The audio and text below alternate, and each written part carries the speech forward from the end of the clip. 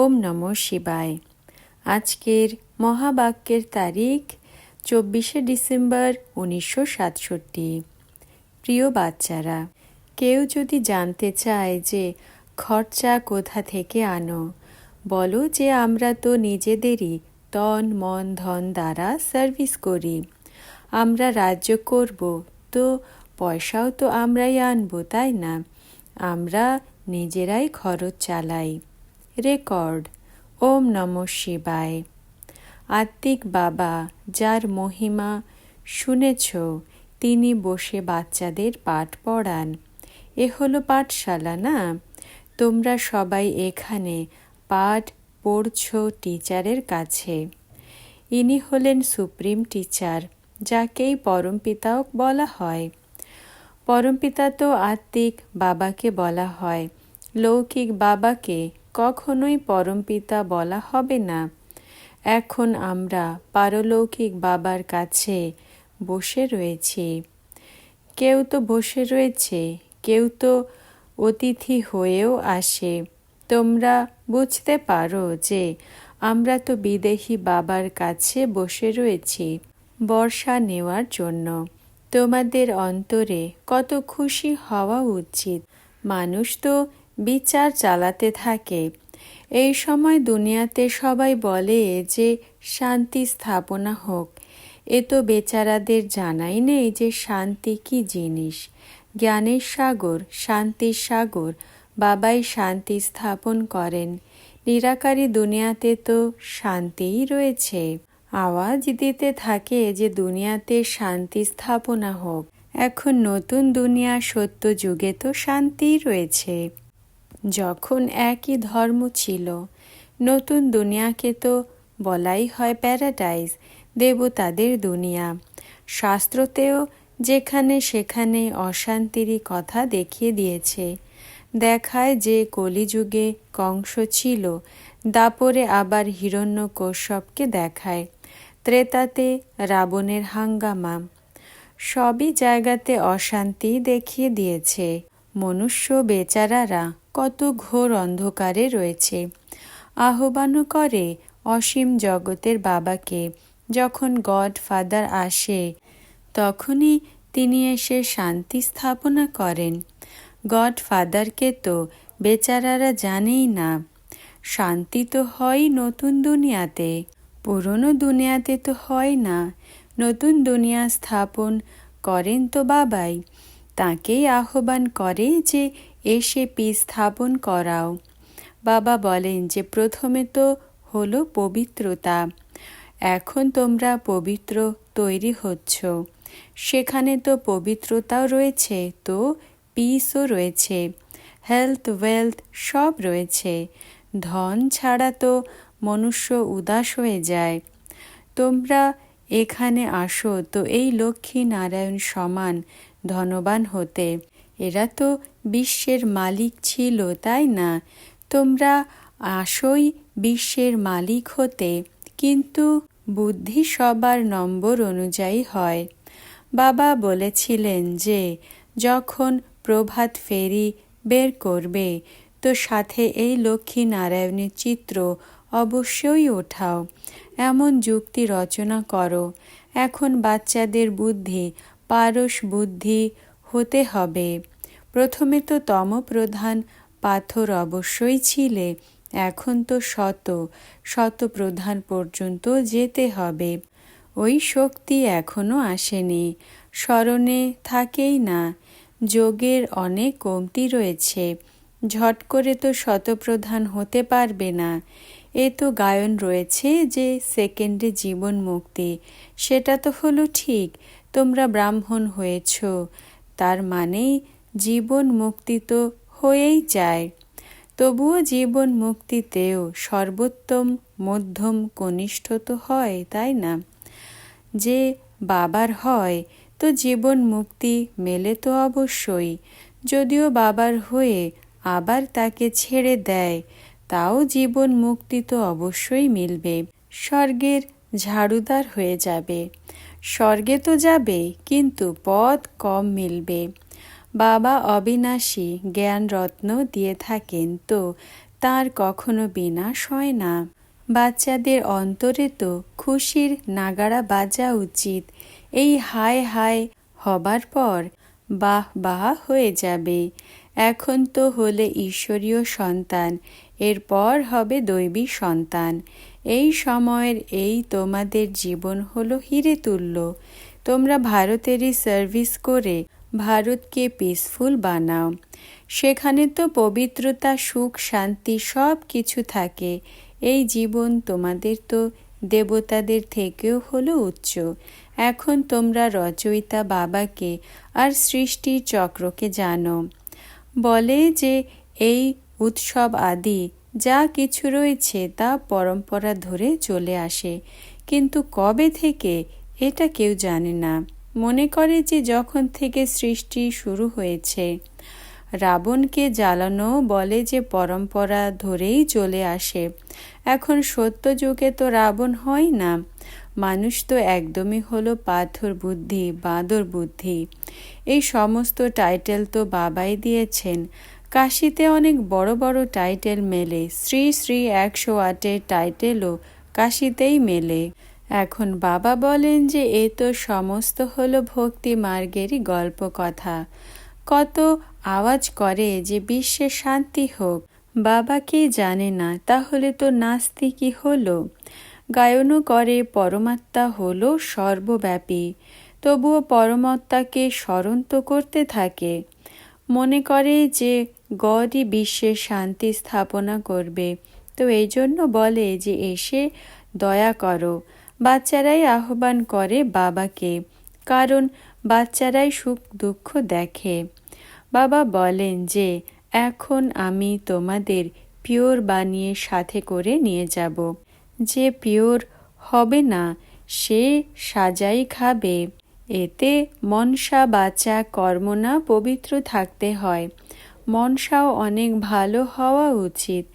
এত পরিশ্রম করে যে শেষের দিকে তো মনসাতেও খেয়াল আসে না। এক বাবা ছাড়া আর কেউ যেন স্মরণ না আসে। বাবা বোঝান যে এখন মনসা পর্যন্ত তো আসবেই, যতক্ষণ না পর্যন্ত কর্মাতীত অবস্থা তৈরি হয়। হনুমানের মতন অটল হও, তার জন্য তো অনেক পরিশ্রম চাই। বাবা নিজেও দেখেন যে এমন এমন তো কাজ করে যেন ওয়ার্থ নট এ পেনি। যে আজ্ঞাকারী, সুপুত্র, আদেশ মান্যকারী বাচ্চারা হয়, বাবার ভালোবাসা তার ওপরেই বেশি থাকে। 5 বিকারকে জিত প্রাপ্ত না করতে পারলে এতটা ভালোবাসা হতে পারবে না। তোমরা বাচ্চারা জানো যে আমরা তো কল্প কল্প বাবার থেকে অসীম জগতের ভালোবাসা নিয়ে থাকি। কত খুশির পারা চড়ে যাওয়া উচিত। এও জানো যে স্থাপনা তো অবশ্যই হতেই হবে। এই পুরনো দুনিয়া অবশ্যই কবরখানায় পরিণত হবে। আমরা পরিস্থানে যাওয়ার জন্য কল্প পূর্বের সমান পুরুষার্থ করতে থাকি। এ তো হলো কবরস্থান, তাই না? যেমন পুরনো দিল্লি আর নতুন দিল্লি বলে থাকে, বাস্তবে নিউ দিল্লি তো পুরনো দুনিয়াতে হবেই না। পুরনো দুনিয়াতে নতুন দিল্লি কোন কাজে আসবে? নতুন দুনিয়া তো পরিস্থান ছিল। সিঁড়ির চিত্র কত ভালো, তাও মানুষ বুঝতে পারে না। এখানেও সাগরের কণ্ঠে যারা বসে রয়েছে তারাও পুরো বোঝে না। ধন হলে তো দানও অবশ্যই করে। ধন দিলে ধন ছোটে না। দানী মহাদানী বলা হয়, তাই না? যে হসপিটাল, ধর্মশালা আদি বানায় তাকে মহাদানী বলা হয়। তার ফল আবার অল্পকালের জন্য দ্বিতীয় জন্মে মিলে যায়। মনে করো যে কেউ ধর্মশালা বানায়, তো দ্বিতীয় জন্মে ঘর বাড়ির সুখ মিলে যায়। যদি কেউ অনেক ধন দান করে তো কোনো রাজার ঘরে বা ধনীর ঘরে জন্ম নিয়ে নেয়। তা দান দেওয়ার কারণে হয়। তোমরা তো আবার এই পড়ার দ্বারা রাজত্বের পদ প্রাপ্ত করো। পড়াও হলো তো দানও হলো। এখানে তো হলো ডাইরেক্ট, ভক্তি মার্গে হলো ইনডাইরেক্ট। শিব বাবা তোমাদের পড়ার দ্বারা এমন বানায়। শিব বাবার কাছে তো হলো অবিনাশী জ্ঞানরত্ন। এই এক এক রত্ন লক্ষ টাকার সমান। শিব বাবার কাছে তো হলো অবিনাশী জ্ঞানরত্ন। এই এক এক রত্ন হলো লক্ষ টাকার সমান। ভক্তির জন্য এমন বলা হয় না। ভক্তিতে তো নিচেই নামতে থাকে, জ্ঞান একে বলা হয়। বাকি শাস্ত্রতে তো হলো ভক্তির জ্ঞান। ভক্তি কি করে করা হবে এর শিক্ষা মেলে। তোমাদের শঙ্করাচার্য বলে যে শাস্ত্রার্থ করো। এখন শাস্ত্রতে তো ভক্তির গ্লানিরই কথা রয়েছে। সেই শাস্ত্রার্থ কি বসে করবে? তাদের তো ভক্তিরই কাপারি নেশা চড়া রয়েছে। তোমরা বাচ্চাদের আবার হলো জ্ঞানের কাপারি নেশা। রাত দিনের পার্থক্য রয়েছে। ভক্তির পরে জ্ঞান মেলে। জ্ঞানের দ্বারাই বিশ্বে বাদশাহীর কাপারি নেশা চড়ে। যে বেশি সার্ভিস করবে তার বেশি নেশা হবে। প্রদর্শনী অথবা মিউজিয়ামেও ভালো ভাষণ যারা করে তাদেরই ডেকে পাঠায়। এখানেও নম্বর অনুযায়ী হবে। মহারথী অশ্বারোহী পদাতিক হয়, তাই না? দিলওয়ালা মন্দিরেও স্মরণিকা বানানো রয়েছে। তোমরা বলবে যে এ তো হলো চৈতন্য দিলওয়ালা মন্দির, সেটা হলো জড়। বাস্তবে এখানে লেখা উচিত সত্যিকারের দিলওয়ালা মন্দির। তো সেটা নিজেই মিথ্যা প্রমাণিত হয়ে যাবে। কিন্তু তোমরা লিখলে তো তারা ঝগড়া করবে। এখানে হলোই মিথ্যা দুনিয়া। যেমন ইংরাজি ভাষার বিরোধী রয়েছে না, তেমনি সত্যেরও বিরোধী রয়েছে। বিনাশকালে বিপরীত বুদ্ধি তো হয়ই। তোমরা তো হলে গুপ্ত, এজন্যই তোমাদের জানে না, তোমাদের সাথে লড়াই করে। তোমরা হলে রাজ ঋষি, তারা হলো হঠ যোগ ঋষি। এখন জ্ঞানেশ্বরী হলে তোমরা। জ্ঞান সাগর তোমাদের জ্ঞান দিয়ে থাকে। শাস্ত্রতে দেখায় যে শঙ্কর পার্বতীর ওপরে ফিদা হয়, এরপর বিচ্ছু টিন্ডন জন্ম নেয়। গরুর পুরাণে বিষয় সাগরে বিচ্ছু টিন্ডন দেখায়। সে এই সময়েরই কথা। আধা কল্পে তো হলোই রাবণ রাজ্য। অন্ধশ্রদ্ধা যুক্ত ভক্তি মানেই হলো দুর্গতি মার্গ। তোমরাও কত বুঝিয়ে থাকো।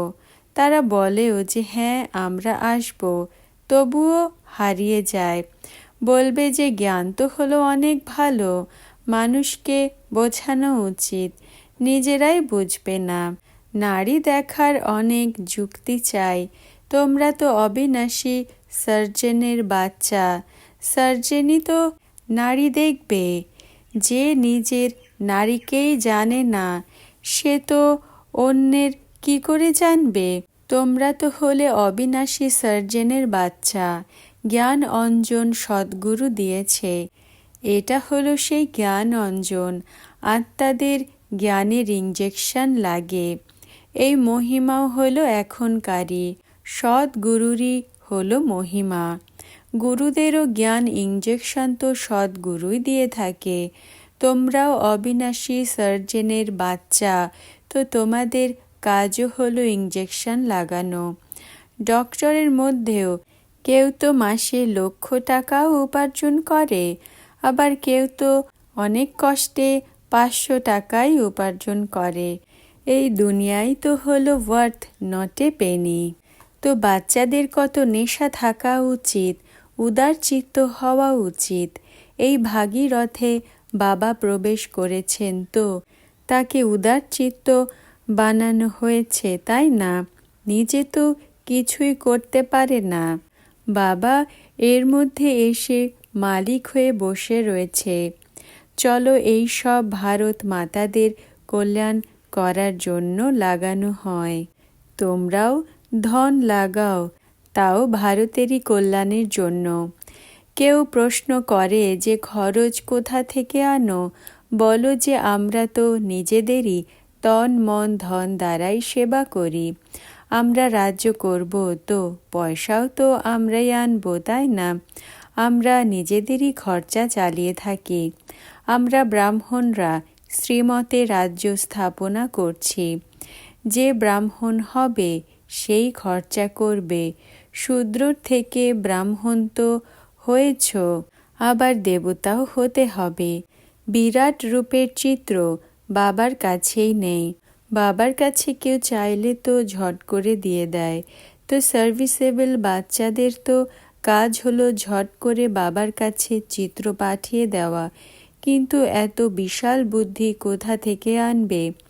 বাবা তো বলতে থাকেন যে সব চিত্র এমনই ট্রান্সলাইটের বানাও যা মানুষকে আকর্ষণ করে, কারোই ঝট করে তীর লেগে যাবে। কেউ তো আবার জাদুর ভয়েই আসবে না। মানুষ থেকে দেবতা হওয়া এ তো এক জাদুই হলো না? বাবাই তোমাদের রাজযোগ শিখিয়ে মানুষ থেকে দেবতা বানান। ভগবানুবাজ যে আমি তোমাদের রাজযোগ শেখাই, হঠ যোগী তো রাজযোগ শেখাতেই পারবে না। তারা তো হলোই হঠ যোগী, সীমিত জগতের সন্ন্যাসী। তোমরা তো হলে রাজযোগী, অসীম জগতের সন্ন্যাসী। এই কথাও তোমরাই বুঝতে পারবে। তোমরা মন্দিরে যাওয়ার যোগ্য তৈরি হচ্ছ। তোমরা ফিল করো যে আমরা তো বাদরই ছিলাম। আমাদেরই সেনা নিয়ে বাবা জ্ঞান দিয়ে বিশ্বের ওপরে জিত প্রাপ্ত করে। এই সমস্ত বিশ্বই অসীম জগতের লঙ্কা।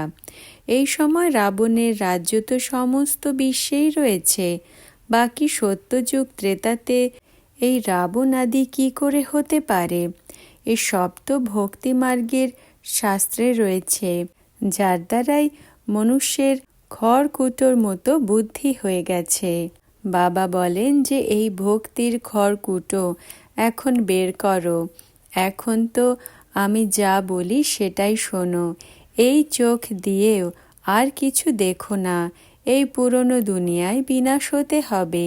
এই জন্যই আমরা নিজেদের শান্তিধাম সুখধামকেই স্মরণ করি। এখন তোমরা বোঝো যে আমরা পূজারী থেকে পূজ্য হতে চলেছি। এই নাম্বার 1 পূজারী ছিল। নারায়ণের তো অনেকে পূজা করত, এখন আবার এই পূজ্য নারায়ণ হতে চলেছে। তোমরাও পুরুষার্থ করে হতে পারবে। রাজধানী তো চলে, যেমন king Edward the first, second চলতেই তো থাকে না? তাদের আর তোমাদের কানেকশন রয়েছে। যতটা ধন নিয়ে গেছে তা আবার ফেরত দিচ্ছে। এত তোমাদের সাহায্য করে তো তাদের উপকার তো করা উচিত, তাই না? এ তো আরোই তাদের অপকার করে। তাদের ভাষারও তো কত তিরস্কার করতে থাকে। বাবা বলেন যে আমার অপকার করে এসেছ, পাথর নুড়িতে বলে এসেছ, তবুও আমি তো তোমাদের উপকারই করি। আমাকে কত গালি দিয়ে থাকে। এই খেলাও এমন ওয়ান্ডারফুল বানানো হয়েছে। পুরুষার্থ অবশ্যই করতেই হয়। কল্প পূর্বেও যারা পুরুষার্থ করেছিল সেই পুরুষার্থী ড্রামা অবশ্যই করাবে। যতটা যে করবে ততটাই পদ প্রাপ্ত করবে। আচ্ছা, ওম নমঃ শিবায়। আজকের বরদান, বাপদাদার নয়নের তারা ভব। ব্যাখ্যা: কোনো কিছুতেই অংশমাত্র আকর্ষণ দেখা দেয়? এই সংসার অসার অনুভব হয় কি? এই সব মরেই পড়ে রয়েছে। তো মৃতদের প্রতি কি প্রাপ্তির ইচ্ছা থাকতে পারে? এমন ইচ্ছা মাত্র অবিদ্যা স্থিতি। সদা একের রসে থেকে এক রস স্থিতি প্রাপ্ত করেছ? যতক্ষণ কোনো প্রাপ্তির ইচ্ছা বা কামনা রয়েছে বা কোনো রস আকর্ষিত করে, বাপদাদার নয়নের তারা হতে পারবে না। ওম নমঃ শিবায়।